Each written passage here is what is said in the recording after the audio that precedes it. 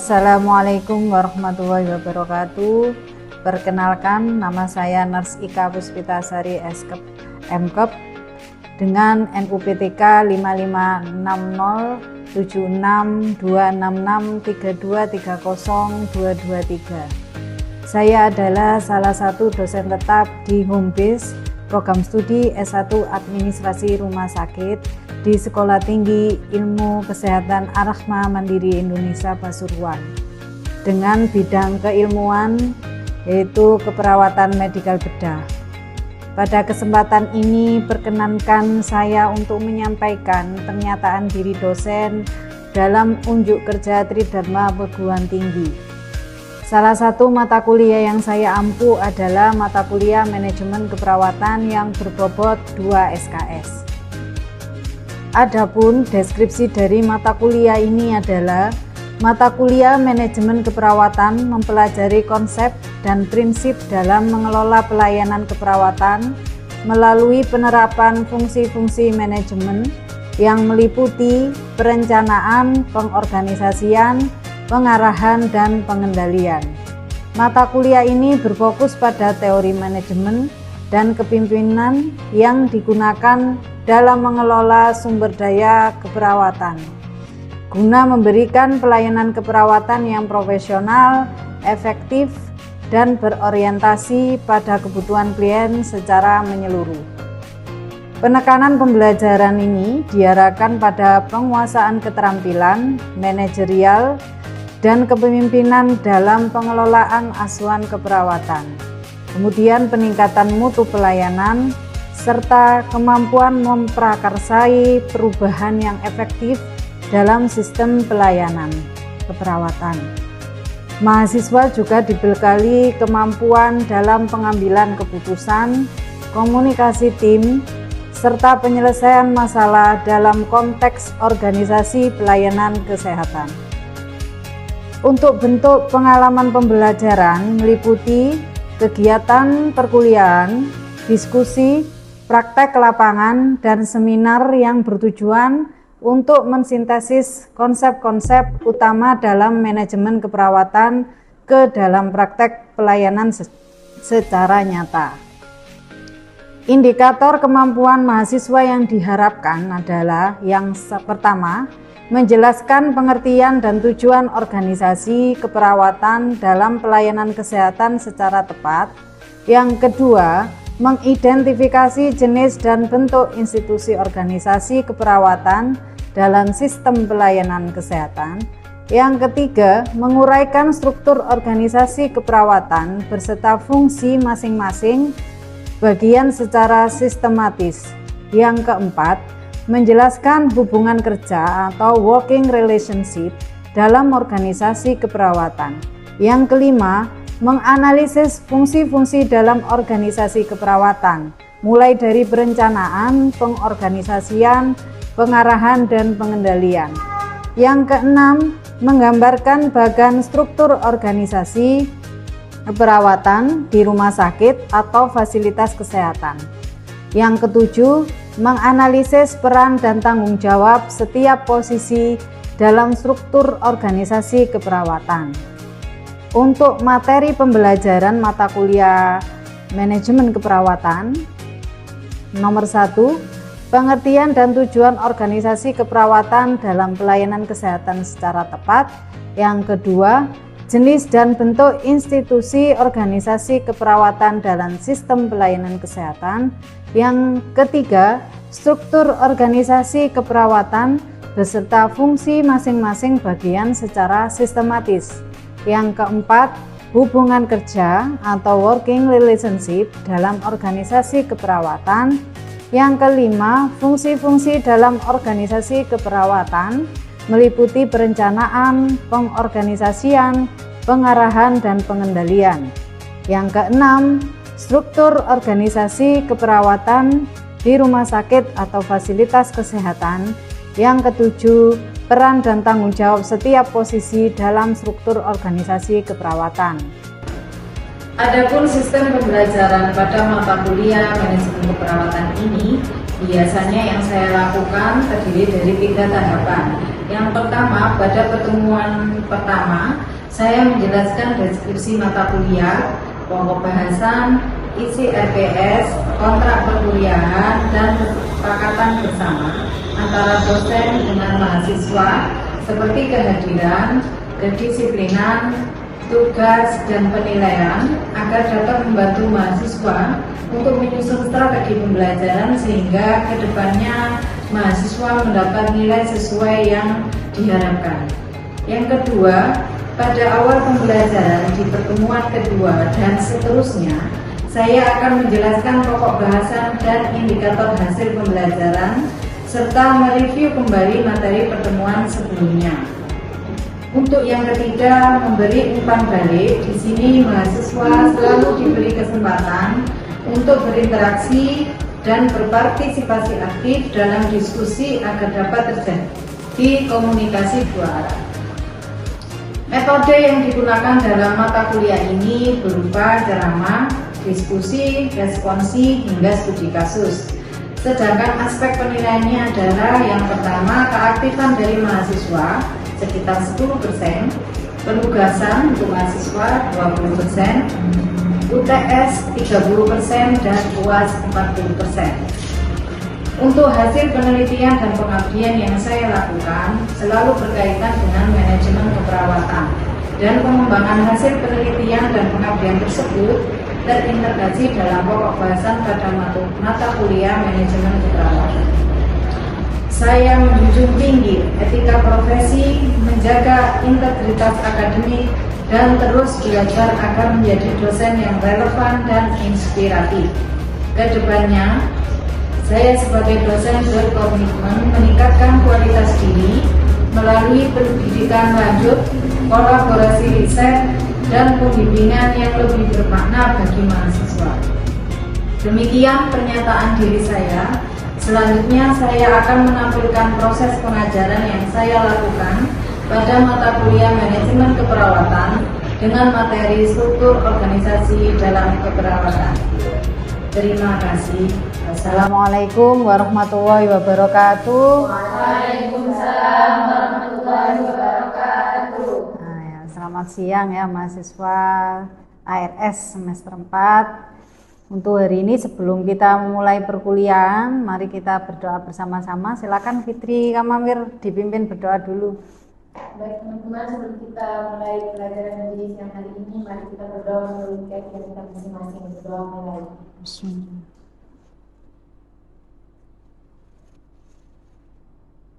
Doa selesai. Ya. Oke, sebelum kita mulai ya, saya absen dahulu. Afiani Niswa, Fitri Kamamir, Vicky Nur Nabila, Luciana, Najwa Alia Hasisah, Hadir. Nur Afika, Hadir. Siti Solihatun Nafisah, terus Yunita Selviana Valo, Nengsi Lodia Klali. Oke, hadir semua ya. Untuk itu sebelum kita mulai di pertemuan keempat ini ya, saya akan ulas kembali di pertemuan kemarin untuk mata kuliah manajemen keperawatan ya. Nah, jadi mata kuliah kemarin kan kita membahas tentang beban kerja di dalam manajemen keperawatan. Nah, coba kita review kembali. Untuk menghitung kemarin kebutuhan tenaga, ada yang bisa jawab? Saya, Bu. Oke, Najwa silakan berdiri Najwa. Oke. Bagaimana rumusnya untuk menghitung ini kebutuhan perawat? Menghitung rumus beban kerja itu dari total beban kerja yang disediakan dibagi total beban kerja per tahun. Oke, ya sudah bagus ya. Berarti sudah mengerti ya kemarin ya, untuk sebelum kita masuk ke dalam topik mata kuliah pertemuan keempat ini, struktur dalam struktur organisasi keperawatan ini ya. Kemarin kita sudah menghitung kebutuhan tenaga atau beban kerja. Nah, sekarang untuk pertemuan keempat, saya akan membahas tentang struktur organisasi keperawatan atau dalam manajemen keperawatan. Ya.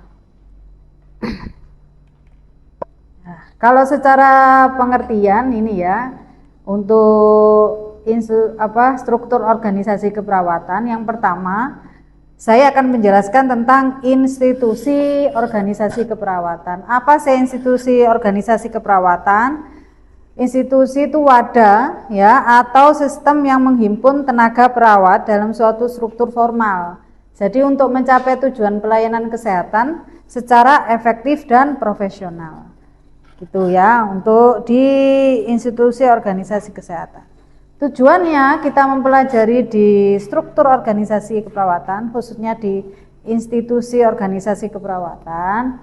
Itu yang pertama meningkatkan mutu pelayanan keperawatan ya. Yang kedua menjamin keselamatan pasien. Yang ketiga mengembangkan profesionalisme perawat. Yang keempat mengatur praktek keperawatan sesuai standar. Jadi dalam manajemen keperawatan, apalagi di dalam struktur organisasi keperawatan itu memang dibutuhkan kerjasama, yaitu tim. Karena menurut ini mahasiswa, perawat atau seorang administrasi kesehatan itu dalam rumah sakit bisa nggak bekerja sendiri? Tidak bisa kan ya? Ya, jadi harus bekerja secara tim ya. Nah, maka dari itu kalau bekerjanya secara tim, maka mutu pelayanan keperawatan pun akan sangat baik ya. Kita lanjut. Jenis institusi organisasi keperawatan, yang pertama ada organisasi profesi, kemudian yang kedua ada institusi pelayanan kesehatan, yang ketiga ada institusi pendidikan keperawatan. Nah, ini saya jelaskan satu-satu. Di mana yang pertama organisasi profesi. Kalau dalam manajemen keperawatan, bahasnya tentang keperawatan, jadi administrasi rumah sakit harus tahu keperawatan itu punya organisasi profesi namanya PPNI kalau di lingkungan Indonesia. Kalau di internasional kita punya International Council of Nurse atau ICN, kalau itu internasional ya. Fungsinya apa sih organisasi profesi ini? Yang pertama menyusun standar praktek keperawatan, yang kedua untuk sebagai advokasi ya dalam profesi, yang ketiga pengembangan kompetensi. Jadi perawat itu dikatakan profesional itu ada wadahnya atau tempatnya untuk kuliah ya, berijazah ya. Jadi organisasi profesi itu ada wadahnya seperti halnya dengan administrasi rumah sakit itu punya organisasi yaitu PPT-RC gitu ya. Kita lanjutkan. Di sini institusi pelayanan kesehatan, contohnya di mana sih tempat mereka bekerja, bisa di rumah sakit, puskesmas maupun klinik ya. Jadi fungsinya memberikan pelayanan langsung kepada pasien. Yang kedua implementasi asuhan keperawatan. Jadi tempat untuk melakukan pelayanan kesehatan khususnya dalam manajemen keperawatan itu memang area ini, rumah sakit, puskesmas, klinik yang memberikan jasa kepada pasien. Selanjutnya ya, institusi yang ketiga yaitu pendidikan keperawatan, di mana contohnya ada fakultas keperawatan, ada akademi keperawatan ya. Karena sebenarnya akademi itu sudah tidak sudah banyak yang ditutup ya, sekarang harus ke S1 keperawatan. Nah, tetapi masih ada di wilayah Indonesia ini juga. Ini contoh institusi pendidikan.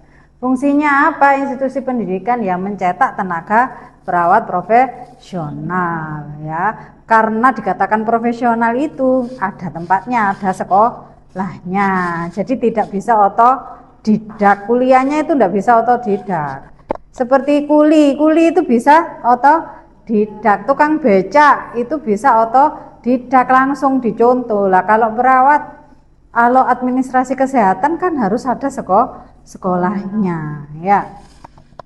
Kemudian penelitian dan pengembangan ilmu keperawatan. Jadi di dalam dunia keperawatan, baik di manajemen pelayanan kesehatan, semuanya itu rumpunnya atau wilayahnya itu bisa pengembangan dan penelitian. Jadi ada kegiatan penelitiannya.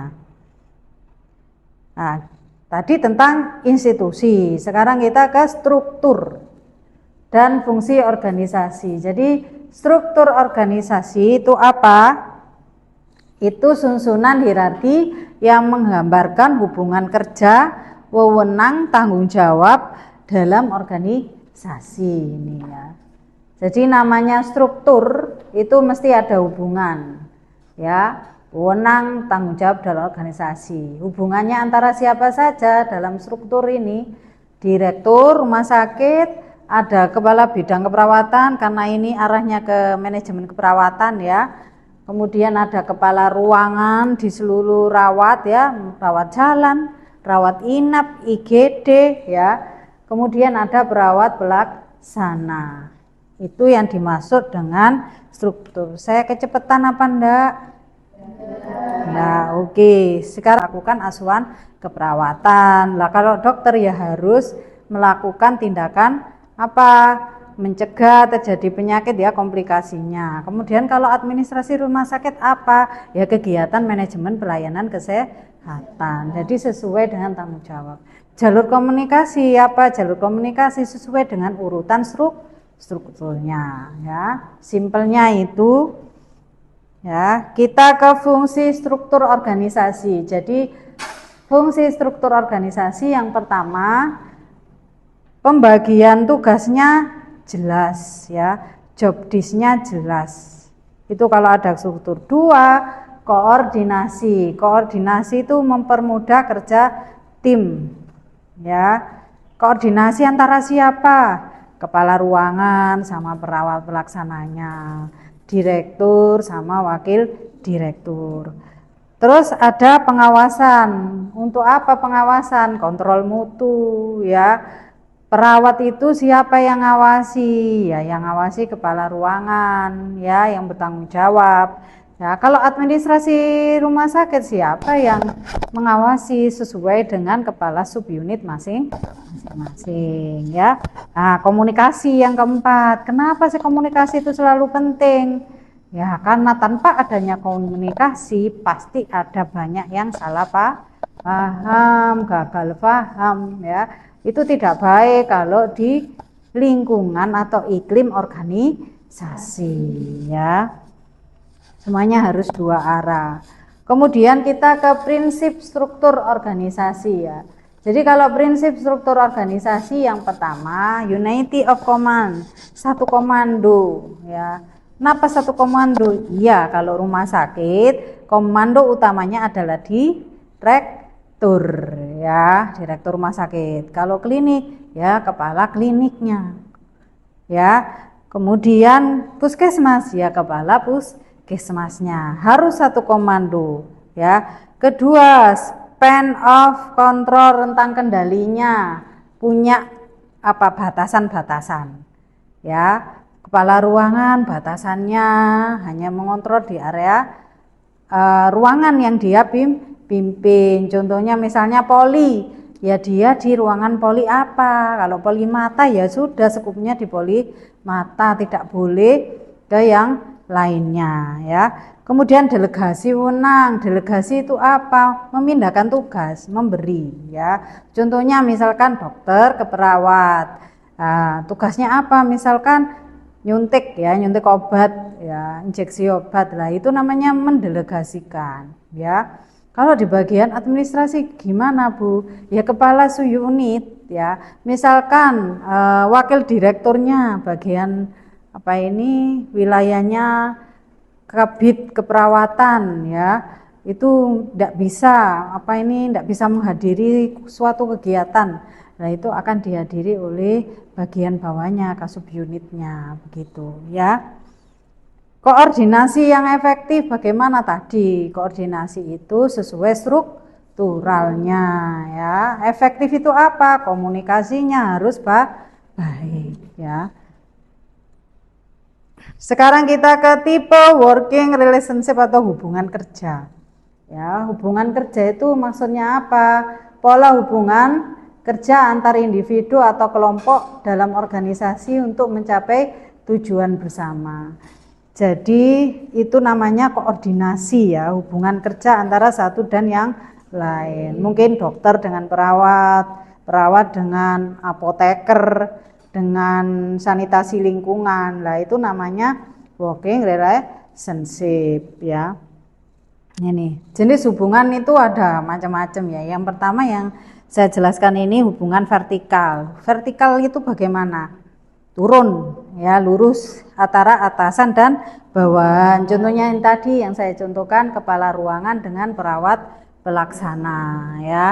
Kemudian yang kedua hubungan horizon ya. Kalau horizon itu sesama rekan kerja. Jadi horizon itu kan garisnya lurus, bukan lurus ke bawah ya. Nah, samping itu berarti kedudukannya sama, jadi perawat dengan perawat ya, tenaga admin rumah sakit dia dengan tenaga admin rumah sakit begitu. Yang ketiga hubungan diagonal. Kalau diagonal itu hubungan lintas unit. Ya, jadi bisa perawat dengan farmasi, perawat dengan laboratorium ya. Itu namanya hubungan diagonal ya. Sekarang kita ke karakteristik hubungan kerja efektif tadi ya. Jadi dikatakan hubungan kerja yang efektif itu bagaimana? Satu, komunikasinya terbuka dua arah ya, ada feedback ya. Kemudian yang kedua, saling menghargai satu sama lain ya, bukan memaksakan kehendak. Jadi menghargai, ketika seseorang berbicara itu jangan dipotong ya, atau tugasnya jangan diambil alih, karena itu sudah ada pembagian job disk-nya. Terus ada kolaborasi tim tadi ya, perawat dengan apoteker, perawat dengan laboratorium, itu namanya kolaborasi tim. Kemudian yang keempat, tanggung jawab bersama, namanya di pelayanan kesehatan ya. Jadi yang dijual itu jasa. Kalau kita memberikan pelayanan yang baik, maka bisa meningkatkan mutu pelayanan kesehatan begitu. Nah, ini sekarang kita keempat ya, dari struktur organisasi itu ya. Yang keempat ini fungsi dalam organisasi, atau yang pasti kita sering temui ya, fungsi manajemen, mulai dari yang pertama planning atau perencanaan. Planning ini yang pertama menentukan tujuan pelayanannya apa. Yang kedua menyusun program keperawatannya. Ya, jadi planning itu namanya rencana asuhan keperawatan yang diberikan kepada pasiennya. Jadi perawat itu, ya anakku, jadi perawat itu punya rencana setiap harinya dia mau apa, melakukan apa kepada pasien. Jadi ketika mahasiswa sekalian berada di wilayah administrasi rumah sakit, itu tahu kerjaannya perawat, bisa memasukkan di SIM RS-nya ya, kerjaannya apa saja, yang kolaborasi mana saja ya. Jadi tahu. Jadi makanya mereka itu punya rencana asuhan keperawatan. Jadi satu pasien itu beda rencananya Bu Ika, iya beda, tergantung dengan diagnosa penyakitnya ya. Yang kedua setelah P ya, pengorganisasi atau organizing. Nah, ini paling sering kita ketemui di manajemen ya. Yang pertama mengatur tenaga keperawatannya ya. Jadi tenaga perawat setiap ruangan itu beda-beda. Ya, kebutuhannya beda-beda. ICU beda dengan IGD. Makanya di pertemuan kemarin kita menghitung kebutuhan tenaga atau beban kerja ya. Kemudian yang kedua membagi tugas dan tanggung jawab. Nah, tugasnya apa? Perawat di ruangan ICU, di ruangan IGD, kemudian perawat di area rawat jalan atau poli. Nah, itu tugasnya sangat berbeda Yang ketiga yaitu pengarahan atau actuating atau leading ya. Yang pertama memberikan motivasi. Maksudnya apa memberikan motivasi? Motivasi itu dilakukan oleh leader ya, dari atasan ke bawahan. Ke bawahan siapa? Ke bawahan yang cenderung ada masalah ya. Nah, yang kedua membimbing staf keperawatan. Kalau staf keperawatan itu kan ada yang junior, ada yang senior ya. Kalau junior kan baru masuk ya, jadi diperlukan apa? Himbauan atau bimbingan. Yang ketiga yaitu kepemimpinan kepala ruangan. Jadi di dalam keperawatan, manajemen keperawatan itu kepala ruangan itu sangat penting sekali ya, tanggung jawabnya atau dia memimpin mengorganisasi dari ruangan yang dia pimpin. Selanjutnya ya, yang terakhir ini keempat, pengawasan atau disebut controlling ya. Jadi controlling ini apa yang dikontrolling? Yang pertama melakukan evaluasi kinerja perawat. Jadi evaluasi kinerja perawat itu dilihat di setiap harinya dia melakukan masukan data di SIM-RS ya. Dia mengerjakan apa saja kajiannya, rencana asuhan tadi juga dia melakukan apa saja, berapa pasien yang dia layani kesehatannya ya. Yang kedua audit keperawatan. Audit ini bukan hanya audit keperseorangan tapi secara keseluruhan, yaitu di wilayah pelayanan kesehatan. Khususnya misalkan ruangannya ruangan poli ya. Poli itu kan rawat jalan ya. Jadi di poli tersebut itu dilakukan audit. Apa yang dia audit ya semua dari lini atas manajemennya. Nah, itu dilakukan audit keperawatan. Kemudian yang ketiga monitoring mutu pelayanan. Jadi kemarin ya mutu pelayanan itu memang sangat penting karena kalau mutu pelayanannya baik, kualitas pelayanan yang diberikan oleh perawat itu juga akan semakin baik ya. Untuk itu struktur organisasi keperawatan yang saya jelaskan, mungkin ada yang mau tanya?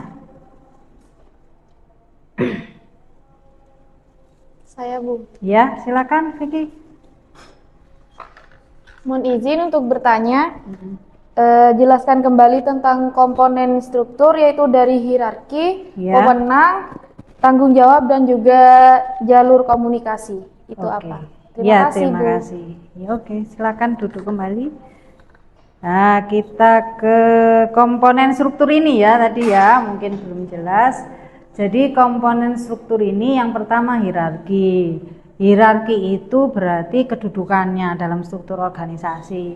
Contohnya direktur itu kalau bekerja ya dia harus pemutusannya ya memang harus direktur dan baru dia limpahkan kepada wakil direktur, itu hierarki. Ya, dari direktur, wakil direktur, kemudian baru ke kepala unit dan kepala ruangannya. Kemudian wewenang itu hak teritori. Ya, apa yang diperbolehkan, tapi ada batasannya ya. Contohnya dia kepala ruangan di bagian ICU. Teritori wewenangnya memang hanya di lingkup ICU ya, tidak boleh mencampuri urusan yang ada di IGD, di poli, itu tidak boleh.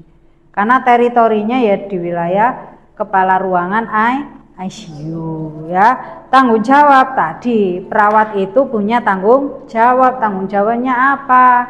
Memberikan asuhan keperawatan. Makanya dia membuat rencana asuhan untuk setiap pasien ya. Yang keempat jalur komunikasi tadi. Komunikasinya pasien itu kepada siapa dulu? Ya perawat yang melayaninya ya. Kalau ada keluhan ya dari pasien ya disampaikan ke perawat dan disampaikan juga perawat ketika ada sesuatu yang kurang baik itu disampaikan ke atasannya ya, yaitu siapa? Kepala ruangannya ya. Jadi 4 komponen ini dalam organisasi itu sangat penting supaya apa? Komunikasinya efektif, kemudian mutu pelayanan yang diberikan juga sangat baik, dan minat kunjungan ulang dari pasien itu juga sangat meningkat ya. Begitu ya Mbak Vicky ya. Oke, mungkin ada yang mau tanya lagi? Tidak ada ya. Terima kasih untuk hari ini ya. Semoga mata kuliah hari ini ya bisa memberikan wahana ya di ilmu pengetahuan manajemen keperawatan. Nah, Ana sudah berakhir ya. Saya akhiri untuk hari ini. Mohon maaf bila ada salah kata. Wassalamualaikum warahmatullahi wabarakatuh. Selamat siang. Waalaikumsalam warahmatullahi wabarakatuh.